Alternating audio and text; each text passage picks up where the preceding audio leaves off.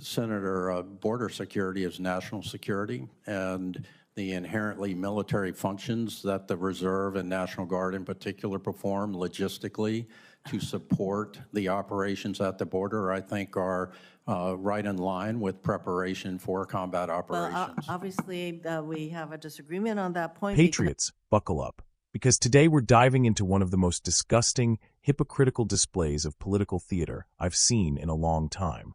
Senator Mazie Hirono just launched a full-blown character assassination campaign against a nominee for the Department of Defense. And why? Because he had the courage to speak the truth. Because he refused to bow to the woke mob. Because he dared to call out failed leadership and stand up for American values. Let me be absolutely clear from the start. This wasn't a hearing. This was a public flogging. An ideological inquisition meant to shame, cancel, and destroy anyone who doesn't align perfectly with the radical leftist agenda infecting our institutions, including the military. Now here's what Senator Hirono is really saying under all that sanctimonious bluster. If you've ever criticized Barack Obama, questioned Islamic extremism, or dared to post something that doesn't pass the DC woke sniff test, you're unfit to serve your country. Let that sink in. We're not talking about a nominee with a criminal background. We're not talking about someone who's failed their duty. No, we're talking about a patriot who called things as he saw them, dared to speak truth about the dangers of radical Islam, and challenged the disastrous decisions made by politically compromised military leaders. But to Senator Hirono, that's a sin. Not because what he said was wrong, but because it wasn't politically correct.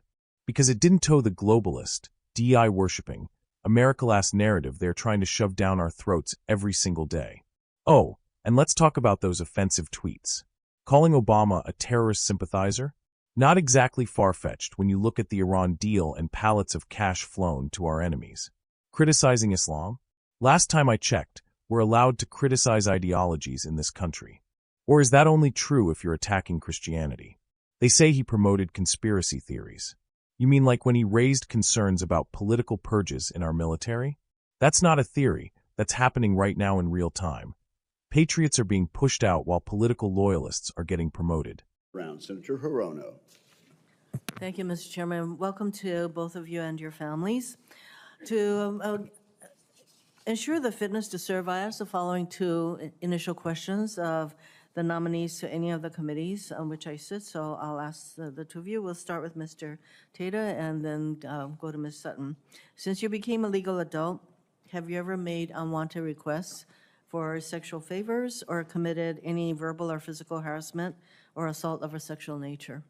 Senator, I have not. I have not. Have you ever faced discipline or entered into a settlement related to this kind of conduct? Senator, I have not. Senator, I have not. Mr. Tata, the position you've been nominated for, Undersecretary of Defense for Personnel and Readiness, is among the most consequential in the DoD, and you would be responsible for setting policies that affect the lives of more than 3 million uniformed and civilian members of our military community, from recruitment and readiness to healthcare, family support, force structure. And this position requires integrity, sound judgment, and an unwavering commitment to serving all who wear the uniform and those who support them. Your record gives me pause and causes me to question whether you possess the necessary qualities for this role. You have made inflammatory and deeply offensive public statements, calling President Obama a terrorist leader, calling Islam or claiming that Islam is the most oppressive, violent religion, and promoting dangerous conspiracy theories. And these weren't slips of the tongue or out of character, as you noted today. They were repeated, deliberate, and public. Moreover, they were coupled with statements that disparaged senior military leaders, suggested a politicized purge of the officer corps, and supported unlawful use of force under a suspended Posse Comitatus Act. You have also been found by the Army Inspector General to have violated the Uniform Code of Military Justice, which raises additional concerns about your adherence to military standards of conduct. And according to multiple reports and letters, including bipartisan opposition from former military leaders, your nomination is widely perceived as being driven by political loyalty rather than professional qualifications. You would be tasked with leading a diverse workforce, one that includes Muslim service members, women in combat roles, LGBTQ personnel, and senior leaders who you have attacked or proposed be fired. Given this record, I question whether you would be able to lead with impartiality, dignity, and professionalism. I do have some questions for you. The military must remain a nonpartisan institution, guided by constitutional principles and civilian control. You previously endorsed using military forces, as I noted, in a domestic context by suggesting Congress suspend posse comitatus. Under what circumstances do you believe such an action would be justified? Senator, I appreciate being able to have this conversation. Specifically, what I was referring to is the border where the military is supporting the Border Patrol, and whether or not that requires suspension of posse comitatus, I don't know. But the idea that we need better border security is really what I was saying in that remark.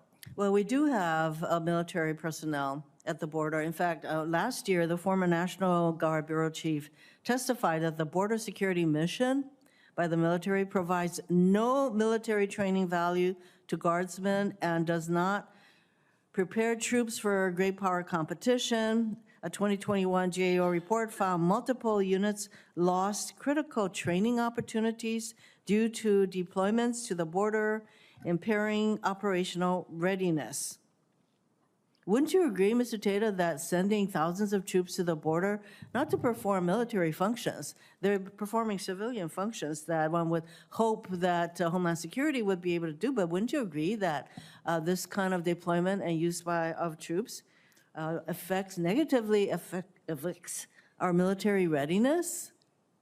Senator, border security is national security, and the inherently military functions that the Reserve and National Guard in particular perform logistically to support the operations at the border, I think are right in line with preparation for combat operations. Well, obviously, we have a disagreement on that point because Homeland Security and others should be performing that function, because we have had testimony that says that the military at the border is not performing the kind of functions that would really enhance their ability to serve. Thank you. You testified that you would comply with lawful orders? I'm sorry, Mr. Chairman. I will submit that I did have a question about whether or not President Trump at one point ordered protesters to be shot in the leg, and my question was whether you would comply with such an order. And he'll take that for the record. Thank you very much, Senator Hirono. Senator. Let's not forget, this nominee was right to criticize leadership that has sold out to ideology over readiness. And that's what terrifies the left. Let me ask you, what's more dangerous to national security? A man who dared to post a few fiery tweets? Or a government that's actively weakening our military by forcing it to be a petri dish for identity politics and gender experiments? Because that's exactly what's happening. We're more focused on whether a soldier has taken the right number of DI workshops than whether he can win a war. And Senator Hirono's little stunt at that hearing just exposed how deep that rot goes. And don't even get me started on the border discussion. This nominee supports the use of the military to secure our borders. You know, the actual job of the federal government? Hirono acts like that's some kind of war crime.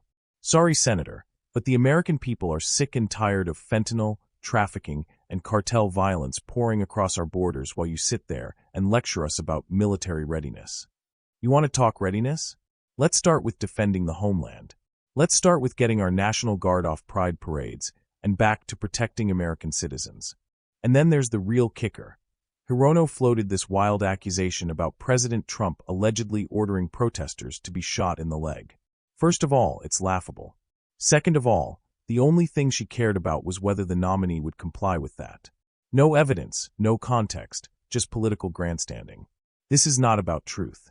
It's about control. It's about making sure no one with a spine, no one with a backbone, no one who dares defy the radical leftist ideology ever gets within 10 feet of power. They say his nomination is based on political loyalty. Well, I say good. I want someone loyal to the Constitution, to the American people, to the truth. Not to woke think tanks, not to career politicians, and certainly not to career bureaucrats who think pronoun compliance is more important than mission success. The truth is, this man is being crucified because he's not ashamed of being an American patriot, because he doesn't play their game, because he won't bow to the diversity industrial complex that's hijacked our institutions.